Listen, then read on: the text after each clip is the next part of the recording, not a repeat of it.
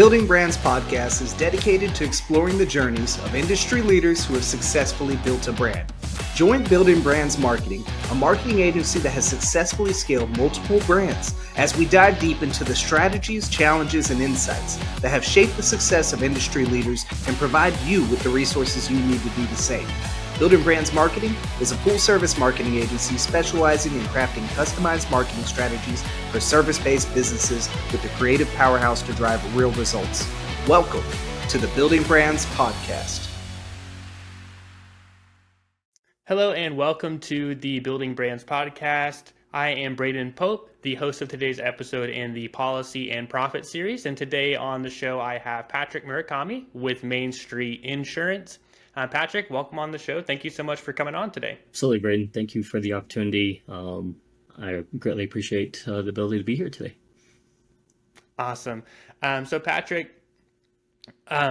you're a unique story. I think the first time we met, you had a very interesting story, and it was a very inspirational story as well.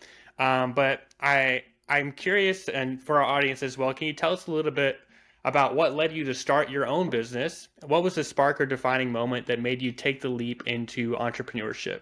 You know, it's funny because I never envisioned that I would actually own a business, much less have multiple businesses. And my wife was actually the one that pulled me out. So to go a little bit further before we got there, I like to share that, the short version of my story is that I went from unpurposed to unfinished.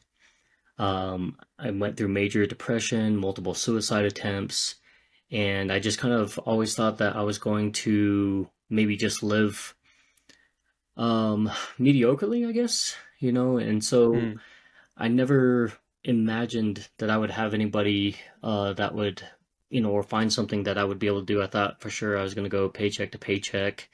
And at one point, I kind of checked out, so I was just kind of going through the motions. And at one point, there was my mentality started to change. I started reading. I started really deep diving into my faith and changing and kind of really being angry at my situation, realizing that everything that I've been through, the only one constant through all of it was myself.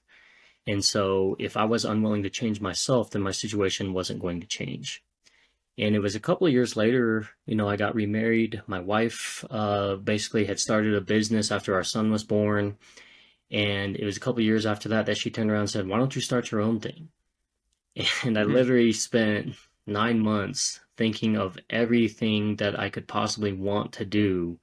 And I had already been in insurance for almost 15 years at that point. I'd never done an outbound cold call campaign or anything, never done a sales call. And I launched the agency. I had a Facebook page and a will. And basically that's kind of how we got started. And we just celebrated our 6-year anniversary a couple weeks ago. Congratulations. That's a big milestone, 6 years. Yeah. I'm sure it feels like yesterday when you first started it. But yeah, 6 years, that's a great milestone to hit. A lot of business owners don't make it that far. So congratulations there. Thank you so much. Yeah, absolutely. One of the things that I thought was also interesting in our first conversation, you mentioned how the way that you built your business, you kind of didn't go the traditional route, like with traditional marketing tactics where you have a traditional marketing spend, you have different ad budgets, but you utilize social media quite a bit. So what role has social media played in the growth, and what strategies did you utilize in your social media platforms to help you stand out? Yeah, so social media is a huge part of the businesses that we have as family. So my wife owns a nail salon. She built her business through mom Facebook groups. My son owns a couple of businesses. He's 10 years old, and we've used social media to help grow that. And through that, he actually has a direct partnership with Make-A-Wish Colorado. So we're teaching him the philanthropy side of things. But still to this day, 6 years later, 90% of my business leads come strictly from social media, specifically Facebook. We're learning to now expand and brand, with website, other platforms. But for the first 2 years, we didn't have a website. We didn't have even a Google My Business page. It was literally just Facebook. And so that's how we built literally everything, posting to my personal page, cross posting from business. And then we kind of learned and kind of taught ourselves an algorithm fix that really kind of just made sure that we were top of mind without having to come off and basically be in everybody's DMs trying to sell. Right. Now that makes a lot of sense. And so there's a saying that I've kind of encountered a lot on the marketing side. If you're not top of mind, you're not in anyone's mind at all. Yes. And so, yeah, how do you stay top of mind? It's so important as a part of your marketing strategy, especially for an industry where there's so much competition. Literally, people can find an insurance agent on any street corner they go to. They can find it anywhere online they go to. So what messaging did you implement? What content did you utilize? And how did you decide what to share, right? What, I guess, motivated you and inspired you? What messages did you utilize? How did you kind of develop your marketing content strategy? So I can tell you, if you're afraid to put content out there, we all get kind of similar results when we first start. You get a lot of crickets. You can post about your family and, the things you're passionate about. I would post about maybe going hiking, and I would get, Right. lots of likes. The minute I post about my business, crickets, right? 0 likes, no interactions. But the thing is, you have to understand is that there's an old adage, right, that says that nobody cares about what you do until they care about you. And it's very much the same thing. How many people do you know, as soon as they start doing lives, as soon as they start posting, it's because they were told, oh, use your ecosystem, go and post live, go and showcase the product, right? Especially at MLM, that's a big strategy. And so what I did was I started getting into local groups, and I started studying what was getting traction and what wasn't. And I remember watching an insurance agent say, hey, we are doing our review for referrals. And so we're looking to build a reputable list of contractors, of glass repair, home repair, right? All these things in order to basically help their clients. And I loved that strategy. And then what I thought was like, can I take that to a little bit more broader range? So I started asking people, hey, where's your favorite local coffee shop to go and work out of? Who's your favorite car broker to work with? Why is that person your favorite? And that's literally how I started, right? I started just kind of asking the locals, who do they go to? I even asked the locals, who's your go-to insurance agent? And then I would go and talk to these insurance agents, and I would say, hey, I'm a new broker. I know that you're a captive, but tell me what has worked for you, right? And a lot of them would shut the door in my face, but some of them would turn around and say, you know what? I love this approach. Also, I think that because we don't overlap, I may be able to help you, vice versa. And so while we started building these different types of content, we started building educational content to let people know about the difference between maybe what an agent might say versus what an agent actually knows.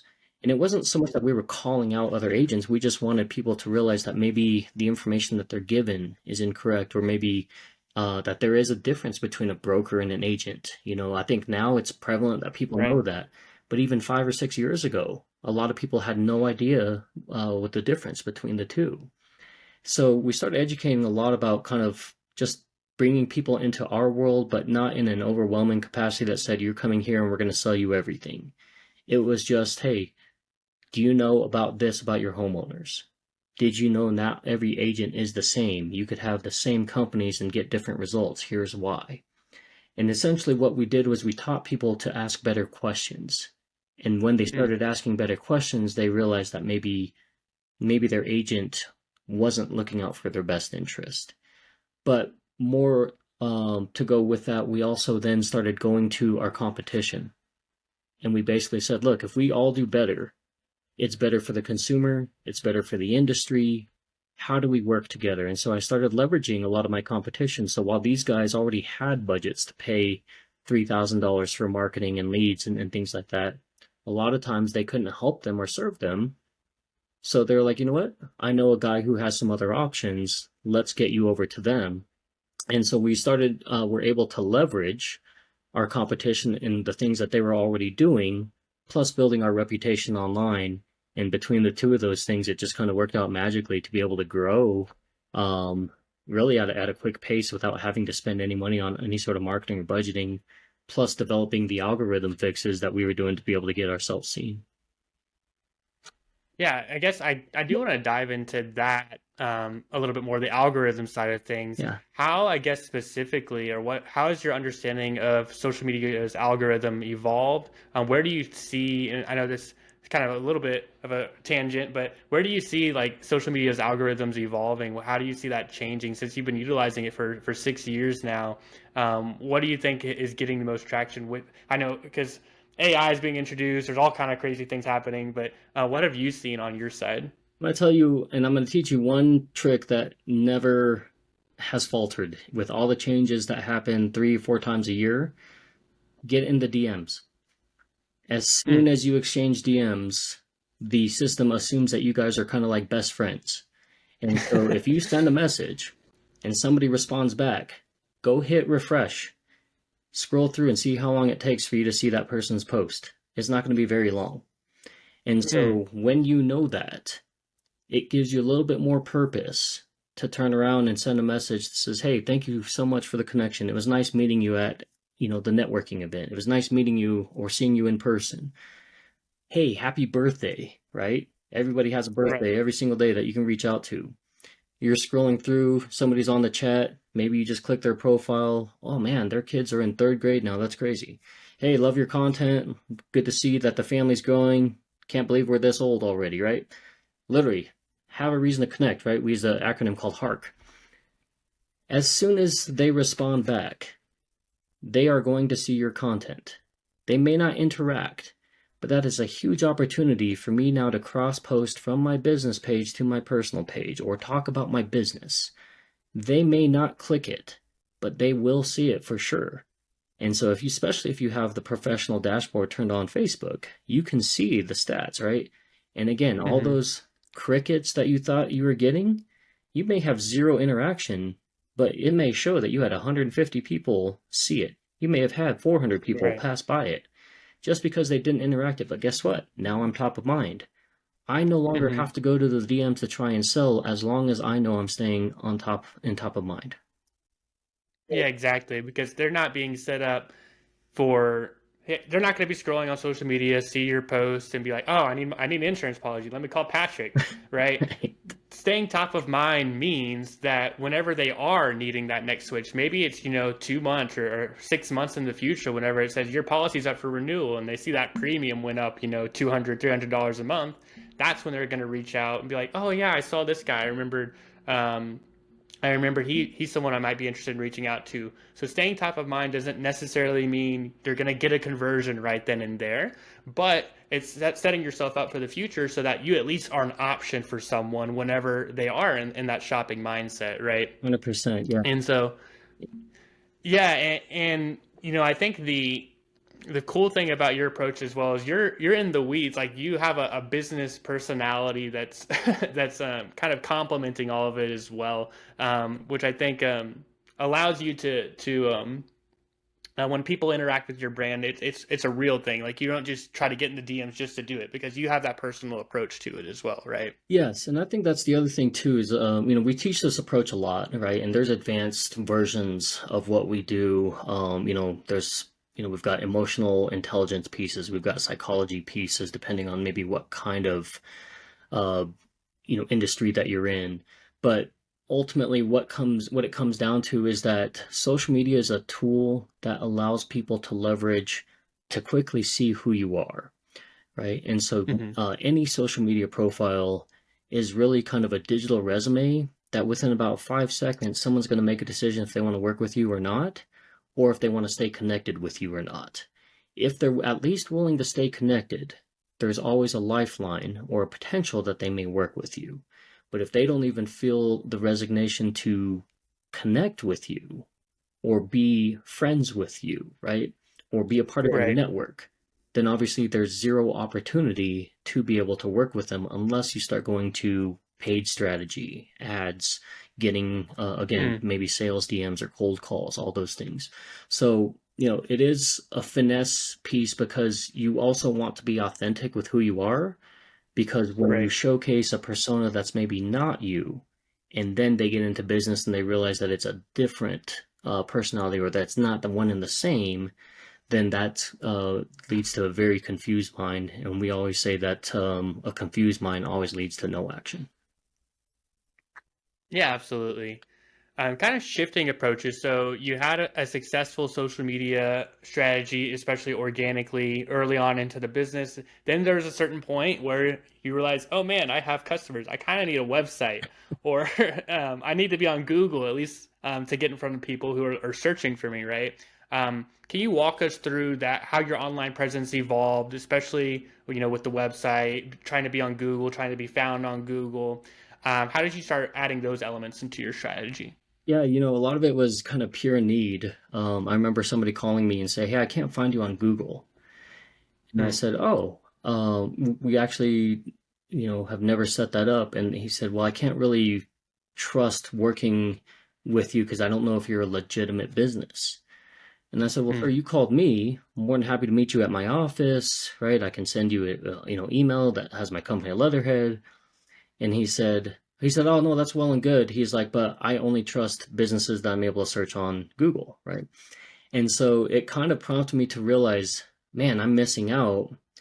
And like I said, it was about 2.5 years in when we realized that we were potentially missing opportunities.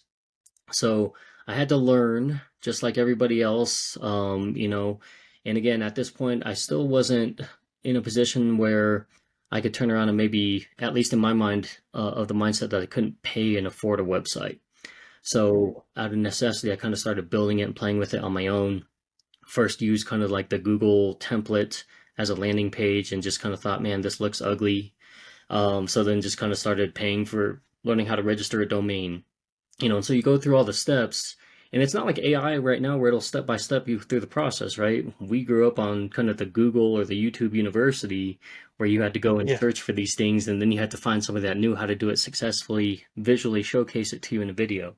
So going through and kind of learning all these processes step by step, then it was kind of like, okay, here's the landing page, here's the information. And I think I think I shared with you, Braden, it wasn't until probably about 6 to 8 months ago I realized that I didn't have the headers, I didn't have the footers, I didn't have the meta tags Mhm. on my website, the blogs.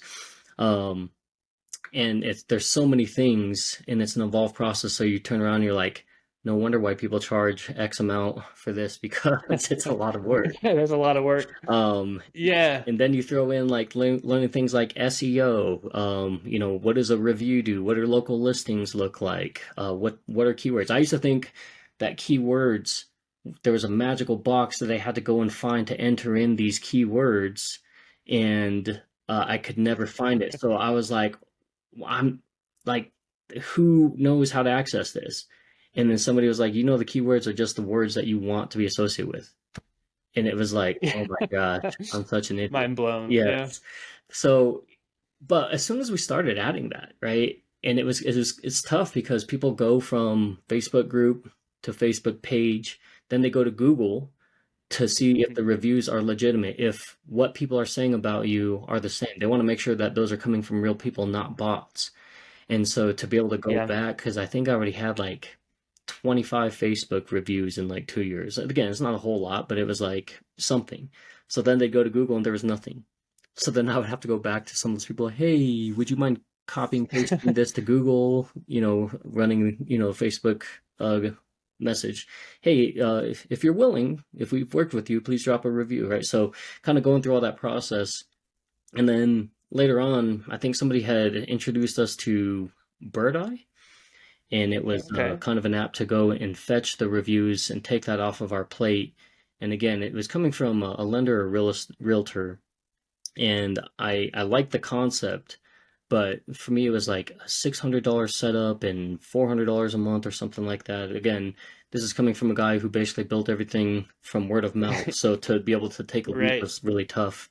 And then I had a startup company at that time called Nice Job, and I think they had only been in for about 8 months, and they were doing something very similar to Bird Eye, but they were willing to give me a free trial.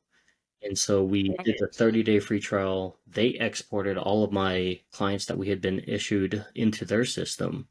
And within the first 30 days, I think we got 30 reviews Oh, wow. from clients. And basically, it's the best $75 a month that you can spend. And it literally automates everything. So now I'll once a week I'll just take clients that we've issued policies for, upload that. It'll do the review. We get 3 text messages, 2 email campaigns within a 4 week period. If they don't do anything, it automatically unenrolls them for 6 months. But we can also now send welcome gifts and gifts, to our VIPs, directly from that's branded. So, really cool process. But that really opened up the doors for me to realize that for every review that I get, I'm getting probably somewhere between 3 to 5 more opportunities. And Yeah. that was just Google, right? And so now it's like, what happens if I share that on LinkedIn? What if happens if I share this on Pinterest or Instagram or all the different sites that you can put it out there? And then it was basically just molding content to kind of fit the different platforms. I think it's amazing to me with the businesses that I interact with, how many businesses have like 1 or 2 Google reviews Right. on their Google profile. Yes. And they've been in business for like 10, 15 years. Yes. And there's definitely more than 2 people out there who who believe you have 5-star services. But I think like what I've seen in my seat, especially with the SEO services that we offer, there's website rankings is one thing, and then there's your Google business profile rankings. The fastest way that you can improve your rankings on Google is to optimize your Google business profile and get Google business reviews. That especially locally. If you're looking to try to get leads locally, go and ask anyone who's interacted with your business to leave you a 5-star review. Even if they're not a customer, but they know the quality of service that you provide, ask them to leave you a 5-star review. Google is not going to take that down. And Google just wants to have the community consensus on your business, right? Right. And so, yeah, the more you can provide social proof for potential prospects, the more likely they'll be willing to call you, visit your website, or even consider you at all. Yes. Like you said, for any 5-star review you get, you might open yourself up to 3 more opportunities. I would say it's probably even higher than that. Yeah, one of the Yeah. things that we've learned is that in our review responses, right? Because that's a huge thing too. People get reviews, but then they don't respond. But if you go and respond, usually the first sentence is just acknowledging the client. Maybe we mentioned specifically the product that we offer just for the keywords piece. But the rest of the review, the next 2 or 3 sentences, we try to keep them short. We basically just try to speak to our ideal client. And this is a newer Yes. strategy that we've implemented probably over the last 6 months. But by doing so, it's like we're talking to the person who's reviewing and reading that. And then it kind of, they sound like that. Oh man, yes, that's me. That's the person. Oh, I definitely need to work with them. So we kind of get a buy-in from them reading our reviews ahead of time before they even reach out to us. Yeah, I think that's a great approach because it's easy to fall into the trap when you reply to reviews. It just says, "Thank you for leaving us a review," Yes. and tell your friends about us, right? Mhm. But yeah, speaking to the concerns of new customers in those reviews, anticipating that people will be reading those reviews later, I think that's a really good suggestion as well. Um, Very cool.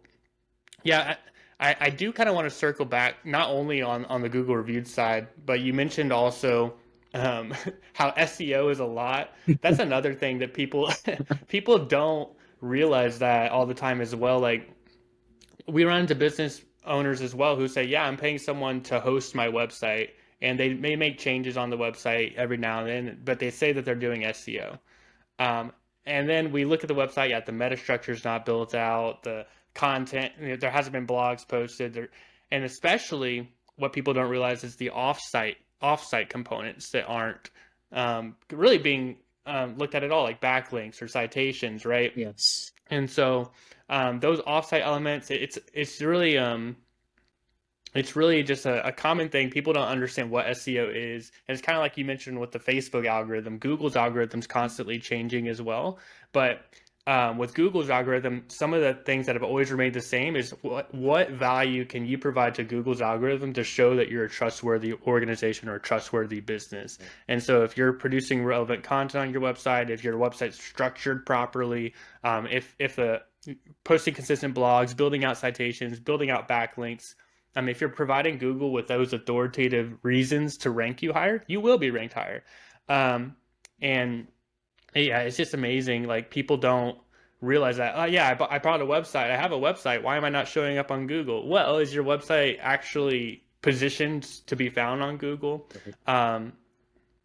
Something we run into all the time. Absolutely. Yeah. I think the other thing that a lot of people miss the point on their website, right? Visually, it looks good. It answers, who you are, but very few websites go into answering questions, right? And so Yeah. the more questions that you can answer, right?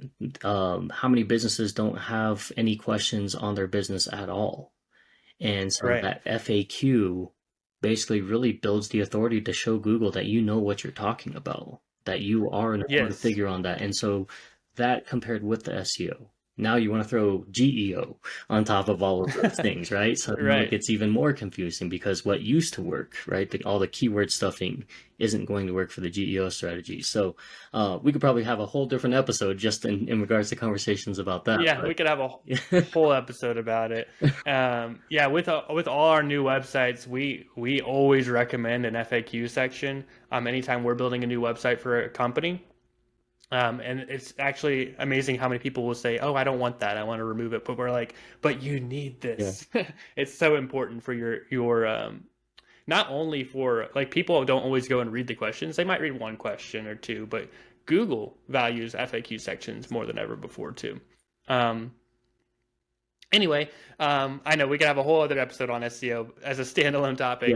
yeah. Um, but I do want to kind of close out the podcast. You touched on this a little bit at the beginning of the episode, but mental health and mindset are huge parts of the entrepreneurial experience. What advice would you give to business owners who are struggling behind the scenes while trying to build something meaningful? I would say that being transparent, I'm not saying that you have to go and share your deepest, darkest secrets, but you as a business owner especially, you're not on an island. Many of us wear many hats, and people don't necessarily understand kind of the things that you have to go through every day, right? Managing people is a whole different stress. Getting, too popular too quick, or growing too fast too quickly is a whole set of problems, right? And so everybody's kind of going through that. But as entrepreneurs, other people understand your pain points. So if you can find a mentor, if you can find, somebody, an accountability partner, if you can find a networking group to dive into, those things allow you to build those relationships where you can have honesty, where you can share that. Maybe a spouse doesn't understand that because they work a 9 to 5, right? So they don't understand the pain points of being a business owner. Maybe your family, doesn't work in the same industry. So they just, maybe they've owned businesses, but they don't understand your pain points specifically. So my suggestion is just try to find somebody, that you can mentor and learn from, even if it's somebody within your industry, because you can learn a lot from your competition. You can learn a lot from people that are within that same industry. And just because I use the word competition, that doesn't mean that they're enemies. And that's, I think, a misconception. A lot of my competition are my greatest allies and vice versa. And so while we're in competition, competition has a tendency to bring out the best in a lot of different format if it's done correctly. And so instead of looking at it from an animosity standpoint, look at it from a congregational standpoint or a collaborative effort, and you're going to basically turn around and see what that does not only for personal growth, but also what that does from a business perspective. One of the concepts I use all the time is that if a Burger King opens up next to a McDonald's, right, everybody, let's say McDonald's is doing $1 million in sales per year, everybody assumes they're going to go down to 500,000. But statistically, what actually happens is that Burger King and McDonald's both do 2 million. And the reason being is because when people look over there, it's no longer, do I want a burger or not? It's just, yes, I'm going to get a burger. Where am I going to get it from? So you Right. eliminate a lot of the battle, And then it just becomes, is it convenient? Is the drive-through shorter here? Is there a special? Do I have a coupon? Whatever. And so, but the decision is no longer, do I want this? It's just, yes, I'm going to get it, but where am I going to get it from? So those are things that you can leverage with your competition, but it's also good for your mentality to learn from others. Thank you, Patrick, so much for your time. I really appreciate all of your insights and your wisdom as well. Where can people find you online? Facebook.com/Patrick M Life, Instagram Patrick M Life, and I'm also on LinkedIn, so Patrick Murakami. My website for my personal website is going to be upriseunlimited.net, and my sole goal, my sole promise to people is that I will give endless time for somebody who's willing to better themselves. And I know that's kind of a dangerous maybe freebie to put out there, right? Because a lot of people will take, but I truly believe that if you give more than what you take, you will receive more than what you ask. Awesome. Thank you so much, Patrick. Appreciate it. Thank you, Braden. I appreciate it. Have a good day.